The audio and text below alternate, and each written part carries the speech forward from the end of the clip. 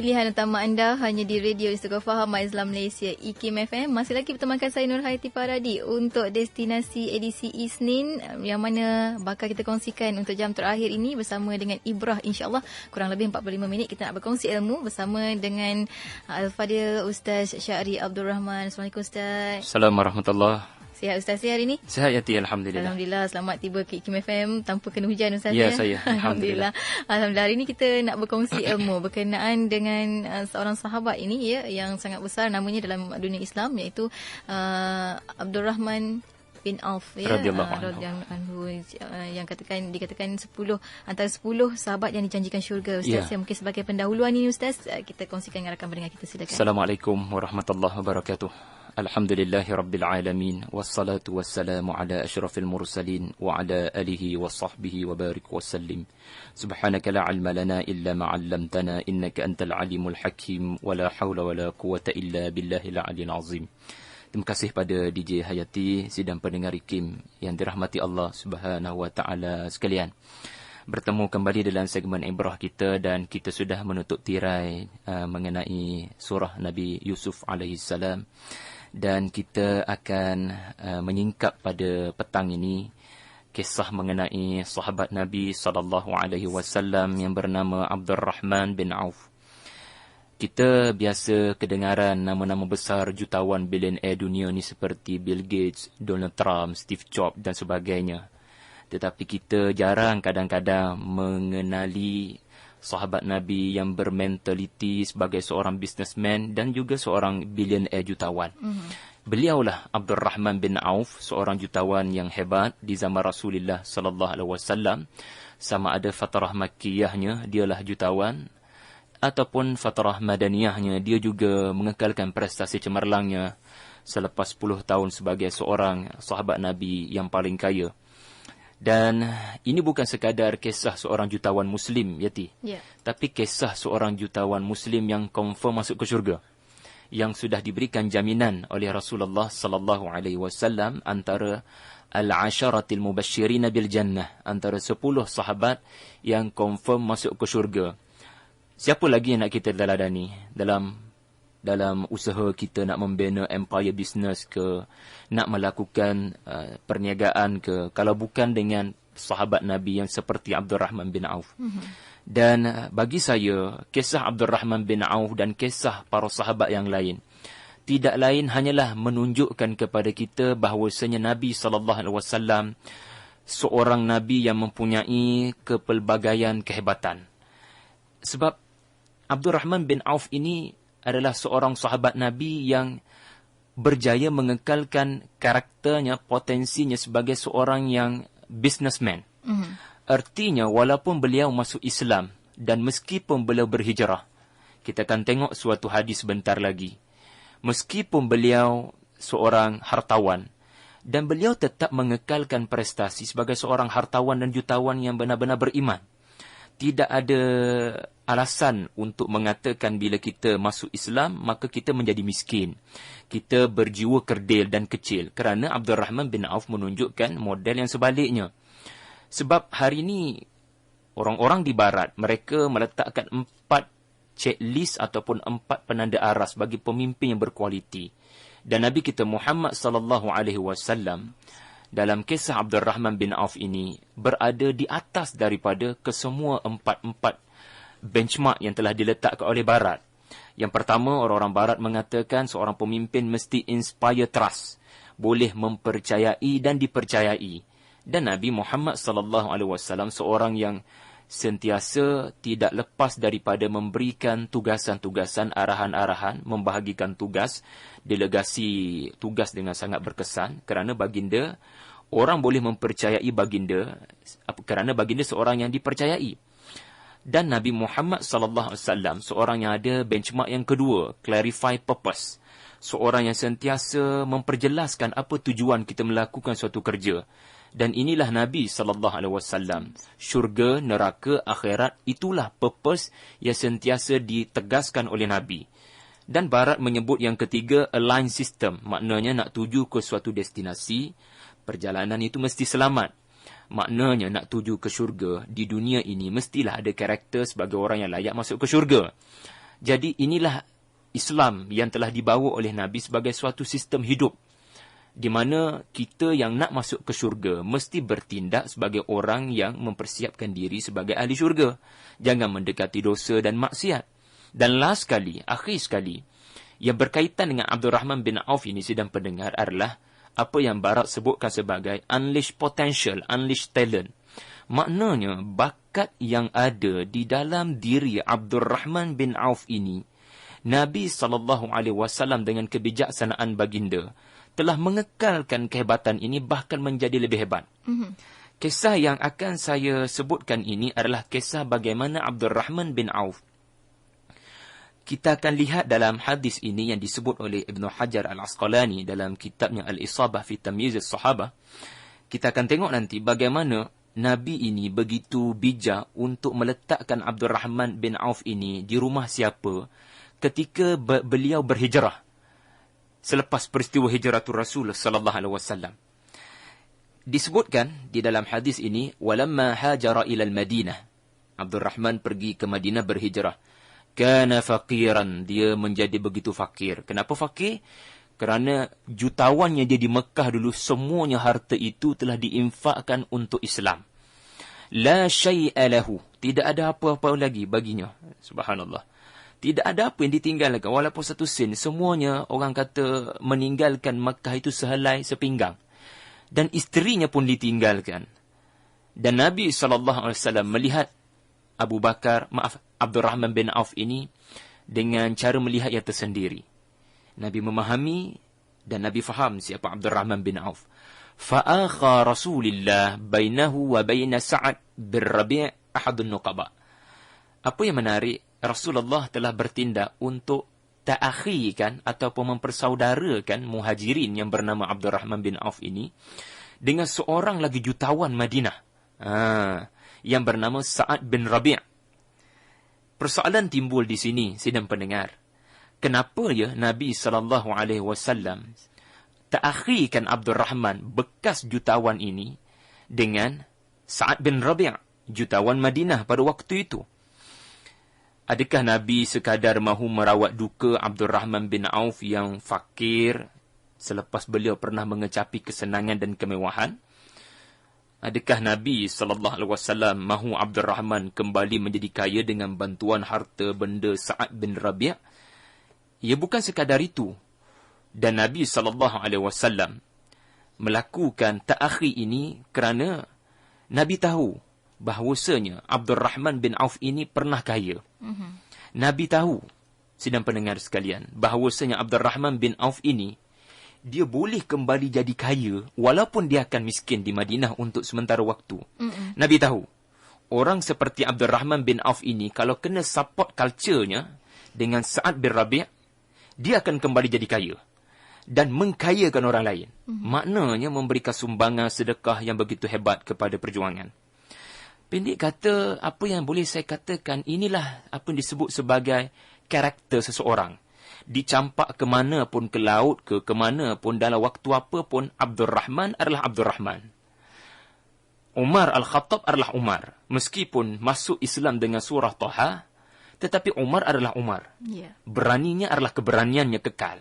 Yang ni Nabi kata, khiyarukum fil jahiliyah wa khiyarukum fil Islam idza faqihu. Kamu sebenarnya orang-orang yang terbaik potensinya dalam kelab jahiliyah dulu. Tetapi bila kamu masuk ke dalam Islam, kekalkan kelebihan itu. Yang berubah hanya akidah. Yang berubah hanyalah orang kata destinasi kapal ni. Kapal ni hebat, kereta ni mahal. Cumanya tidak lagi digunakan ke jalan kemaksiatan dan dosa, tapi digunakan untuk Islam. Maka apa yang dapat kita saksikan adalah cerita bagaimana Abdul Rahman bin Auf telah berhijrah dan beliau menjadi faqih. Dita'akhikan dengan Sa'ad bin Rabi'.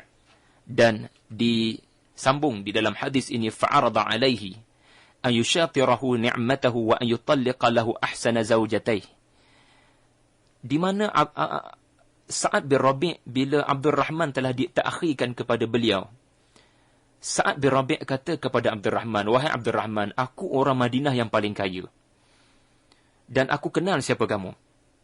Maknanya Abdul Rahman ini memang dikenali oleh Sa'ad bin Rabi' sebab ialah dia panggil network orang-orang jutawan ini biasa memang akan kenal lah, saling kenal mengenali top list top 10 orang-orang Arab yang jutawan ini. Dan Sa'ad bin Rabi' tahu bahawasanya Abdul Rahman sudah meninggalkan kesemua hartanya dan isterinya. Jadi beliau memberikan tawaran, pilihlah separuh daripada hartaku. Aku berikan kepada kamu separuh daripada hartaku. Dan sila pilih antara isteriku yang mana yang paling comel. Masya Allah. Subhanallah, kita tak mampu nak buat macam ni, Yati. Kalau kita bagi isteri paling berkedut, dia punya pipi tu. Kita pilihkan ya. Tapi inilah yang dikatakan persaudaraan yang tak pernah berlaku dalam peradaban manusia. Mana ada sidang pendengar. Sampai isteri yang ada dua diberikan yang paling cantik. Tetapi apa yang saya mahu tarik perhatian sidang pendengar, bagaimana respon Abdul Rahman bin Auf. Kalau kita berada di posisi Abdul Rahman bin Auf, dulu kaya raya, sekarang papa kedana. Dulu isteri tersayang ada di sisi, sekarang isteri tidak ada. Agak-agaknya dalam keadaan yang disebut sebagai desperate, penuh dengan tertekan. Rasa-rasanya apa respon kita bila ditawarkan isteri seorang yang cantik dan harta sebahagian? Baru jejak kaki dekat Madinah ni dengan penuh rasa penat letih. Tetapi respon, ini perkara yang saya nak sebut sebagai tabiat proaktif, iaitu bagaimana kita respon, kita membuat pilihan respon yang tepat. Ini orang kata responsibility. Apa yang disebut sebagai ability to respond. Upaya kita untuk respon kepada sesuatu yang berlaku di hadapan mata kita dengan respon yang baik. Tidak membuat respon ataupun pilihan yang tidak baik. Sedang pendengar, perhatikan kata-kata Abu Bakar As-Siddiq. Dia mengatakan begini. Dia tak kata, oh terima kasih banyaklah sudi untuk memahami situasi saya. Dan saya sangat hargai kerana sudi untuk memberikan segala-galanya pada saya. Dan terima kasihlah, saya akan gunakan harta ni untuk membina kekuatan saya semula sebagai seorang jutawan. Ini bukan kenyataan Abdul Rahman bin Auf. Ya. Kenyataan Abdul Rahman bin Auf adalah seperti berikut. Barakallahu lak fi malik wa ahlik. La hajatan li fi dhalik. Wa innama dullani ala suq. Berkat Allah kepada kamu, wahai Sa'ad, kepada hartamu dan isterimu, isteri-isterimu dan keluarga kamu. Saya tidak ada hajat sedikit pun kepada tawaran kamu. Yang aku minta hanyalah satu perkara sahaja. Tunjukkan pada saya di mana pasar, di mana pasar raya. Sidang pendengar. Pasar, Ustaz, di mana pasar? Yeah. Di mana bazar? Permintaan ni dia tidak perlu kepada dia ta'akhir dengan Sa'ad bin Rabi'. Dia boleh tanya orang lain pun. Tetapi ada sesuatu yang Abdul Rahman mahu bantuan daripada Sa'ad bin Rabi', iaitu tunjukkan dia kepada pasar. Dan orang-orang businessman ni bila berborak lain boraknya. Cara dia melihat pasar tu lain boraknya. Jadinya ini maklumat yang sangat penting bagi Sa'ad bin Rabi'. Dan hadis ini diakhiri dengan di mana faba'a washtara warabaha.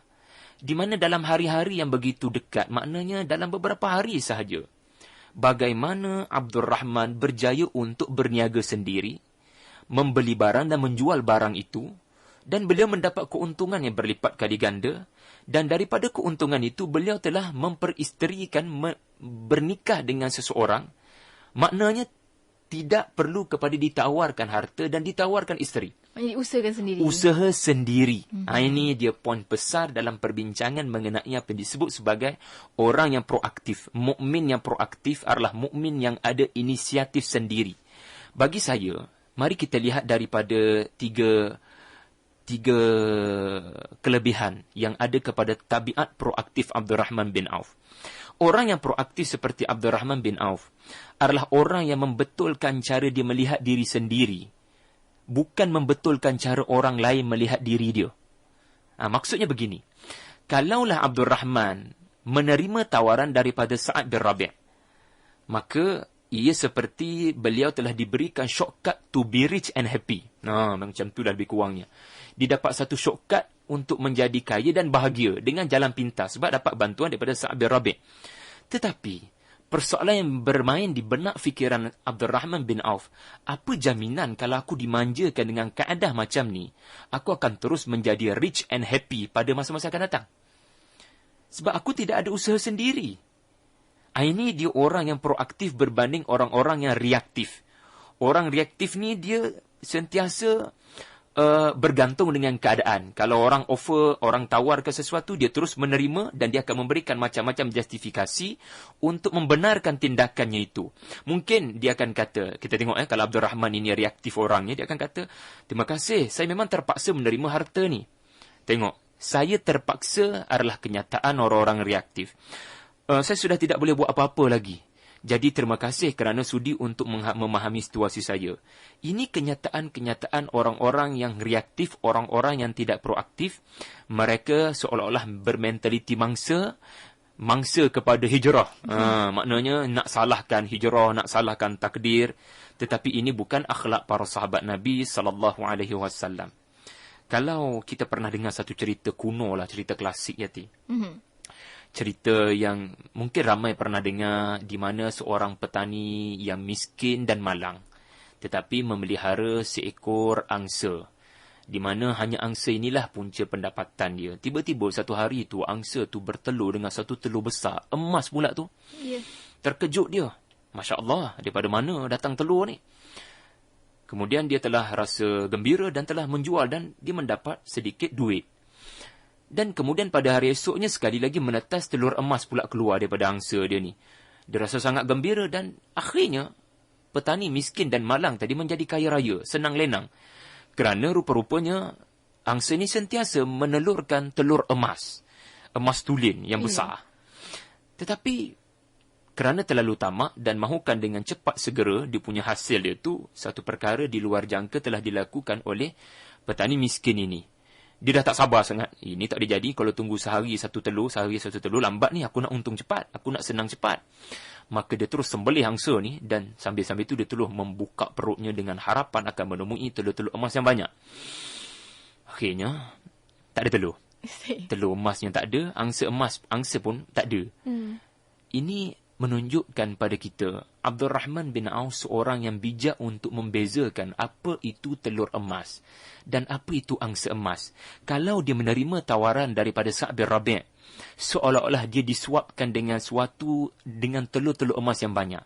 Tetapi apabila beliau telah menolak tawaran ini dan telah mengambil inisiatif sendiri untuk berusaha sendiri, sesungguhnya usaha, habit, tabiat inilah yang akan menjadi angsa emas, yang akan menyebabkan dia bukan sekadar terus kaya, pada masa-masa akan datang dia akan terus kaya dengan sifat ataupun nilai yang disebut sebagai berdikari. Betul. Berdiri di atas kaki sendiri.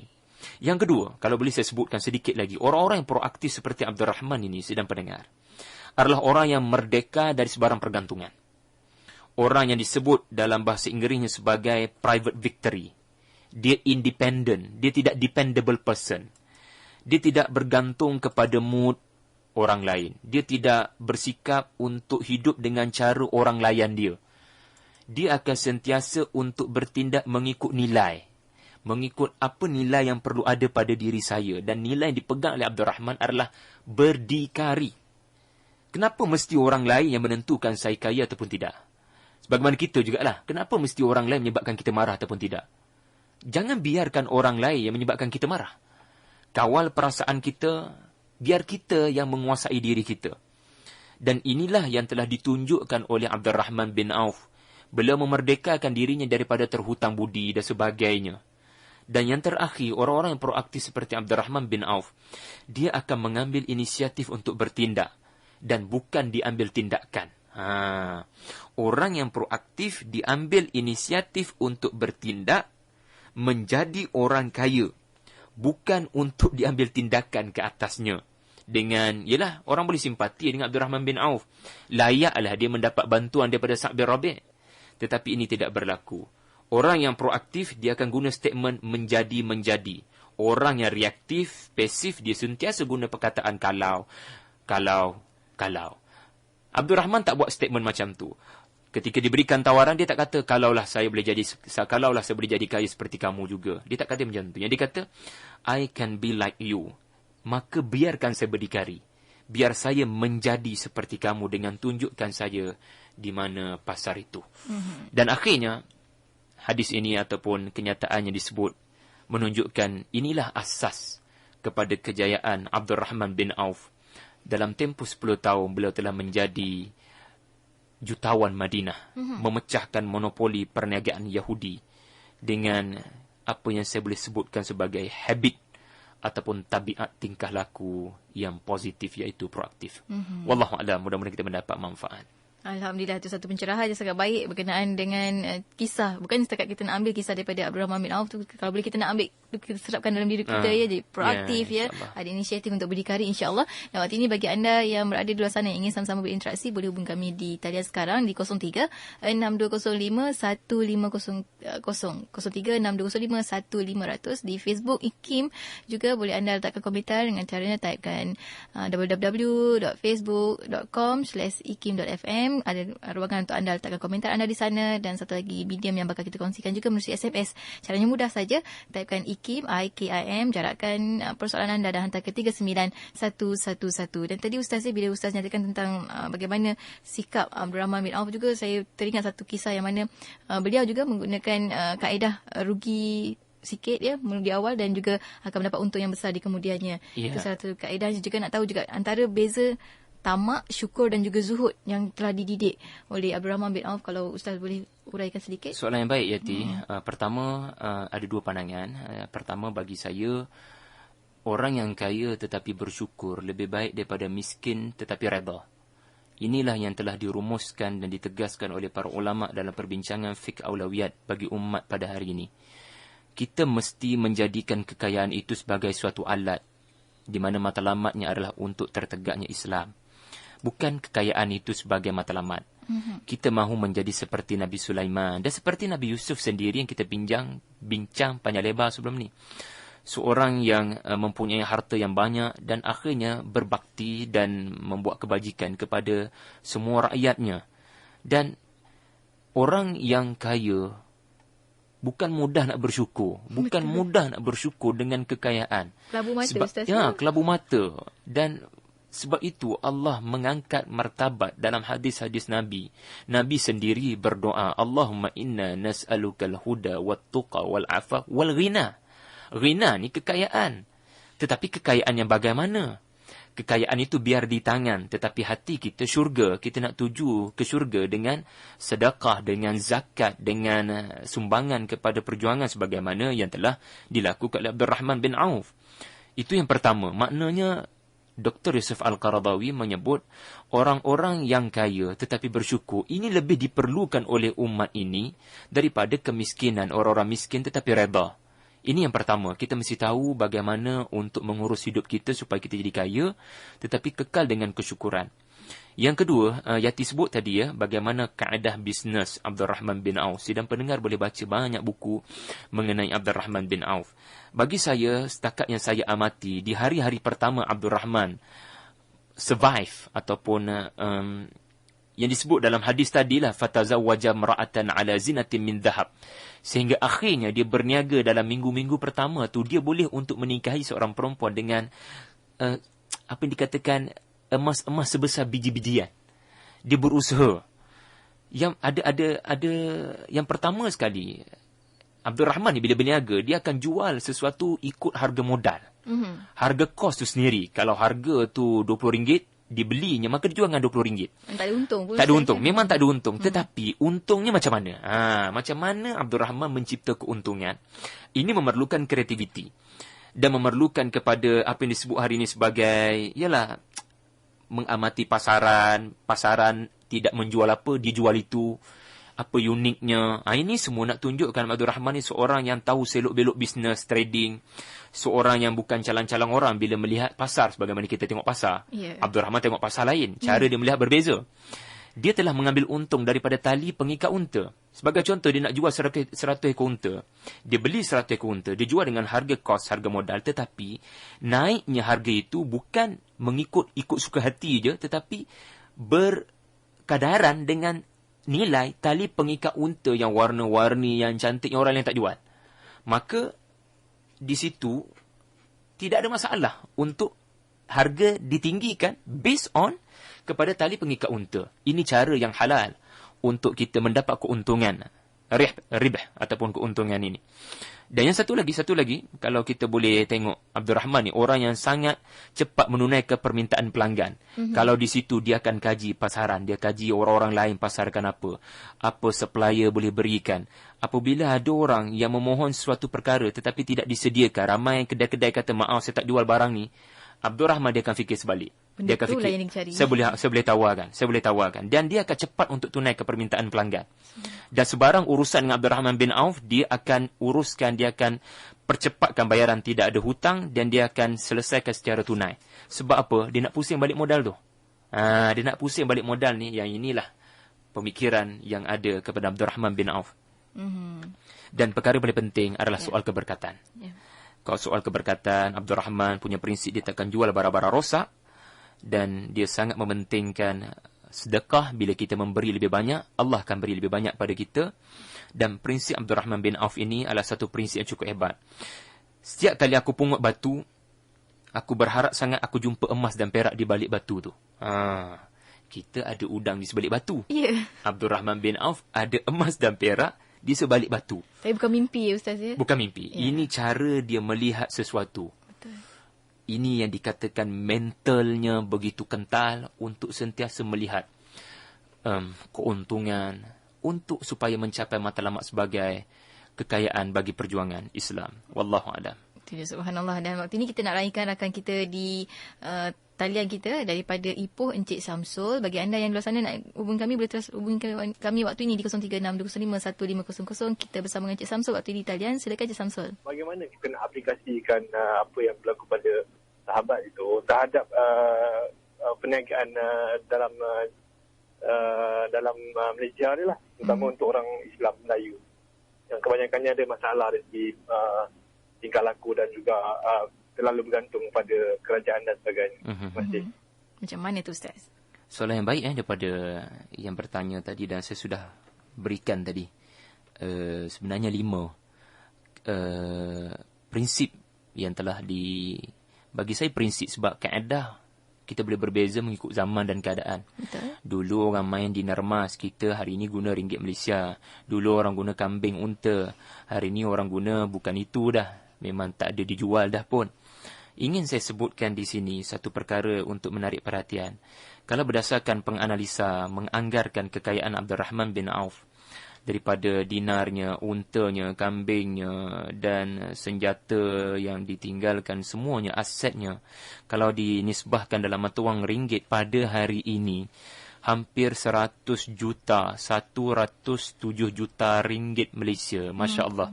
Cukup besar kalau nak dinisbahkan dengan manusia yang hidup pada abad ke-7 Masihi.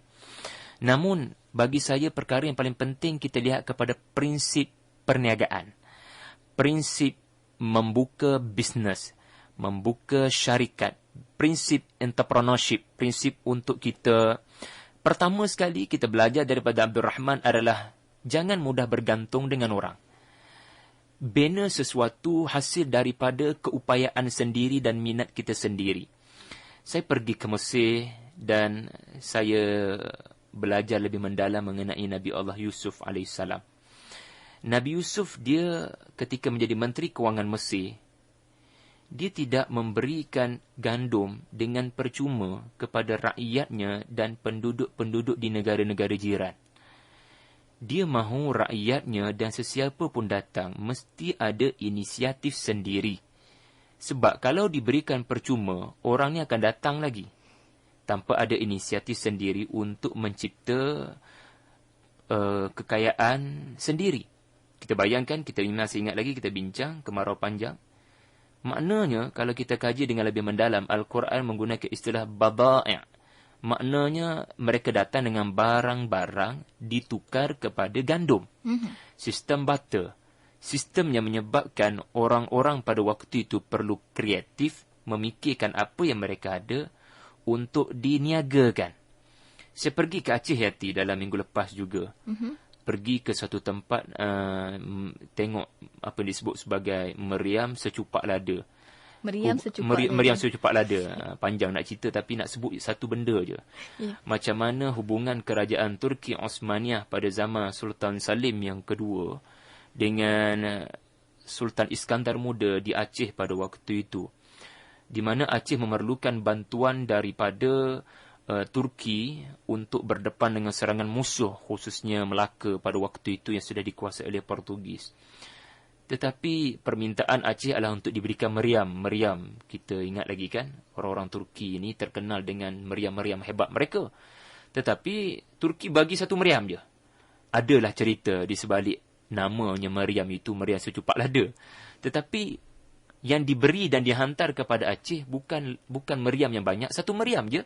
Tetapi selebihnya adalah pakar-pakar pembuat meriam. Artinya, Sultan Turki mahu orang Aceh ada inisiatif sendiri untuk membina kepakaran sendiri. Jangan bergantung. Sepergi ke Jordan, pergi ke Amman, ziarah makam Abdul Rahman bin Auf. Sama juga. Dia tidak mahu bergantung dengan orang. Sebab itu sebagai orang, saya sendiri pengalaman lah nak membangunkan syarikat ke apa pun. Perkara paling penting adalah, adakah kita ada potensi kita? Adakah kita ada produk kita sendiri yang kita yakin ini adalah originally kita punya produk, kita bangunkan dan kita boleh tawarkan? Maka insya-Allah bila kita tahu di mana bakat kita, potensi kita, produk kita berbeza dengan orang lain, ambil inisiatif sendiri, maka insya-Allah ini step pertamalah untuk kita menjejak karakter Abdul Rahman bin Auf. Selain daripada apa yang saya sebutkan tadilah, insya-Allah. Insya-Allah. Dan waktu ini kita nak raikan lagi rakan di talian bersama dengan Puan Raini daripada Batu. Silakan Puan Raini. Macam tadi Ustaz dah cakap tentang Abdul Rahman bin Auf, cara dia berniaga kan. Ya, saya. Kita nampak ada Abdul Rahman ni dia niaga secara jujur dan amanah. Tapi macam mana kita nak aplikasikan cara Abdul Rahman bin Auf ni ke dalam masyarakat kita sekarang? Di mana yang kita tahu sekarang ni, sangat banyak ahli perniagaan kita sekarang ni terlibat dengan cara perniagaan yang macam memberi rasuah, bagi komisen, so on and so forth lah. Macam tak ada kejujuran. Bila kita tanya, dia kata terpaksa sebab cara orang berniaga sekarang macam tu. Macam tak ada keyakinan bahawa cara Islam ni sebenarnya ada yang terbaik.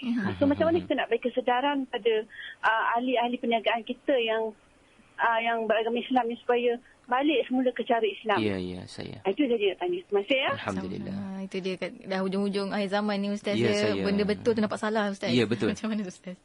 Soalan yang baik daripada puan yang bertanya tadi. Yang pertama saya boleh cadangkan untuk kita baca buku sahabat saya yang bernama Izzuddin Nur Zakaria. Beliau menulis mengenai jejak bisnes Abdul Rahman bin Auf. Suatu buku yang sangat baik untuk menjadi alternatif kepada kita daripada terlalu mengkagumi tokoh-tokoh barat yang jutawan ni. Tetapi kita tak boleh nak meneladani agama mereka, integriti mereka. Susah nak jumpa cerita integriti diorang ni. Tetapi Abdul Rahman bin Auf jutawan yang confirm masuk ke syurga. Itu yang pertama. Dengan membaca insya-Allah kita akan dapat pencerahan. Masalah umat ini bila tak membaca mengenai Abdul Rahman bin Auf, mengenai Osman bin Affan, kita tak dapat suatu inspirasi untuk mencipta kekayaan untuk Islam. Yang pertama. Yang kedua, bagi saya, jika kita mahu melihat perubahan berlaku kepada para peniaga, businessman dan segala usahawan-usahawan yang ada, kita perlu memulakan daripada diri kita sendiri. Di mana diri kita mestilah orang yang jujur dan amanah dalam perniagaan, pada masa yang sama tahu selok-belok perniagaan. Ya. Kita tak nak salah satu orang yang ada kompetensi mahir dalam berniaga boleh untuk menyebut, mengiklan, menawarkan dengan pelbagai kreativiti, pada masa yang sama menipu sebenarnya, pada masa yang sama tidak menepati janji, pada masa yang sama tidak maknai pelbagai perkara yang menunjukkan orang itu sendiri tidak mengutarakan apa yang dikata. Pada masa sama kita tak nak orang yang jujur amanah tapi tak pandai selok-belok perniagaan, sepak terajang. Tu bahasa kasar sikit lah yang dikatakan sepak terajang dunia bisnes ini. Sebab Abdul Rahman bin Auf adalah seorang yang berprinsip bahawasanya apapun the end justify the means tak boleh ada. Mesti berniaga dengan dengan mementingkan kejujuran, amanah, keberkatan, dan pada masa yang sama orang ini mempunyai kefahaman yang tinggi dalam selok-belok bisnes, mempunyai mental yang kental untuk berdepan dengan kritikan, tahu siapa supplier yang ada di situ, bagaimana networking mereka, potensi pasar pada waktu itu. Maknanya dia seimbang. Keseimbangan antara halal, apa yang halal dalam bisnes, dan apa yang tayyiban dalam bisnes ini. Dan yang ketiga saya nak sebutkan, topik kita ni sebenarnya bukan pada soal bisnes dan ekonomi. Yes. Yang ni boleh kita bincang pada akan datang ataupun dengan orang lain lah. Saya punya fokus sebenarnya adalah kepada apa yang dikatakan sebagai habit, ataupun orang yang ada sesuatu karakter yang baik, dicampak ke mana pun, waktu apa pun, dia adalah dia. Betul. Abdul Rahman adalah Abdul Rahman. Saya kebetulan Nabi Abdul Rahman, yang tu orang nampak mungkin area ataupun sudut perniagaan. Boleh je saya nak sebut dari sudut Amr al-As, dari sudut Umar al-Khattab, dan di sini mungkin orang tak nampak pula dari sudut perniagaan. Orang nampak di sudut kebijaksanaan, bagaimana Amr al-As, beliau bijak pada zaman jahiliah, dan ketika masuk Islam beliau terus bijak. Umar al-Khattab ketika jahiliah dia seorang yang berani, ketika masuk Islam pun dia terus dengan keberanian. Asasnya adalah unleash potential. Nabi seorang Nabi yang bersikap sebagai potensi individu. Nabi memberikan perhatian besar. Kekalkan kehebatan ini. Kerana Islam akan mulia dengan apa yang ada pada kamu dahulu di zaman jahiliah. Syaratnya hanyalah kepada faqihu, akidah. Maknanya faham balik ke mana kita nak bawa apa yang Allah kurniakan kepada kita ini. Wallahu'alam. Alhamdulillah. Itu kata orang tu tentang mentor perusahaan, tapinya sebenarnya kita nak lebih lagi daripada itu tentang apa yang telah diajar daripada sebalik cerita itu, Ustaz. Dan mungkin sedikit kesimpulan untuk tajuk kita bersama dengan tajuk tentang Abdul Rahman bin Auf ini, Ustaz. Sebagai kesimpulan, saya bila membaca satu buku lah daripada seorang pakar kepimpinan yang sangat diagungkan di Barat, namanya Dr. Stephen Covey, di mana masterpiece-nya ataupun buku beliau yang sangat popular di seluruh dunia, iaitu buku 7 Habits of Highly Effective People. Beliau berbicara, nombor satu masalah ramai orang adalah masalah proaktif, sentiasa menyalahkan keadaan, dan lagi 6 habit itu sebenarnya tak boleh wujud kalau nombor satu ni tak selesai. Betul. Mentaliti mangsa, maknanya hidup pagi-pagi itu bangun dengan sikap negatif, pesimis, hidup dengan sikap orang kepada kita, bukan kita yang membentuk orang, mencorak arus. Maknanya kita ni sangat ikut cuaca orang. Sangat ikut cuaca orang. Kita tak boleh bawa cuaca kita. Bila hujan, hujanlah kita. Bila panas, panaslah kita. Kita tak boleh bawa cuaca kita sendiri. Orang yang proaktif adalah orang yang mampu untuk membuat pilihan sendiri. Dan orang tu membuat pilihan dalam keadaan sedar. Apa yang menarik dan menyentuh perasaan saya adalah Dr. Stephen Covey telah memetik suatu cerita di dalam bukunya 7 Habit dalam Tabiat Proaktif, adalah cerita Nabi Yusuf. Di mana beliau merujuk kepada Old Testament. Itu tak apalah buat macam mana, dia tak tengok Quran kan. Dia menunjukkan bagaimana Nabi Yusuf ini seorang yang membuat pilihan yang betul. Walaupun dijual sebagai hamba abdi pada umur 17 tahun oleh adik-beradiknya sendiri. Ini apa yang dia kata lah, bukan apa yang kita bincang. Dan Yusuf tidak menunjukkan dia begitu sedih ataupun geram kerana adik-beradik jual dia sendiri. Ataupun dia tidak menunjukkan respon yang mentaliti mangsa, menyalahkan keadaan bila dipenjarakan 13 tahun kerana tak mahu serahkan diri, maruah dirinya. Ini disebut oleh Stephen Covey. Tetapi apa kita bincang pada sebelum ini, inilah sebenarnya kisah yang lengkap mengenai seorang Nabi yang proaktif. Dia respon kepada takdir Allah dengan respon yang positif. Allah sentiasa di mulutnya, dan sentiasa dia memilih apa yang paling positif untuk dirinya. Dia tak mampu nak mengubah adik-beradiknya. Dia tak mampu nak mengubah negara Mesir. Dia tak mampu mengubah Zulaikha. Yang dia mampu adalah mengubah dirinya. Apa? Ini yang dikatakan circle of influence. Dia mampu mengubah dirinya, dan Alhamdulillah hasil daripada ketahanan, prinsip, karakter, akhlaknya, seluruh orang-orang yang menzalimi beliau insaf dengan sendirinya. Wallahu'alam. Mudah-mudahan kita dapat manfaat daripada tabiat proaktif ini, insya-Allah. Insya-Allah, itu dia. Hari ini kita berbicara berkenaan dengan bagaimana ibrah Abdul Rahman bin Auf bersama dengan yang bahagia Al-Fadhil Ustaz Syahri Abdul Rahman. Semoga kita dapat mengambil iktibar sedikit sebanyak bersama dengan, saya boleh quote unquote, saudagar Tuhan ini yang tangannya sangat banyak memberi untuk jalan Allah Subhanahu Wa Taala, insya-Allah. Dan apa pun saya nak ucapkan terima kasih pada yang bagi Ustaz untuk perkongsian minggu ini. Insya-Allah minggu depan kita akan bersama lagi Ustaz. Assalamualaikum. Waalaikumsalam.